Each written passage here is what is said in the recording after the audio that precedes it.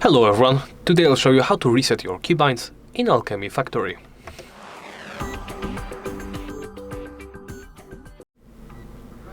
Let's begin by opening the options menu. Then go to Keybindings tab.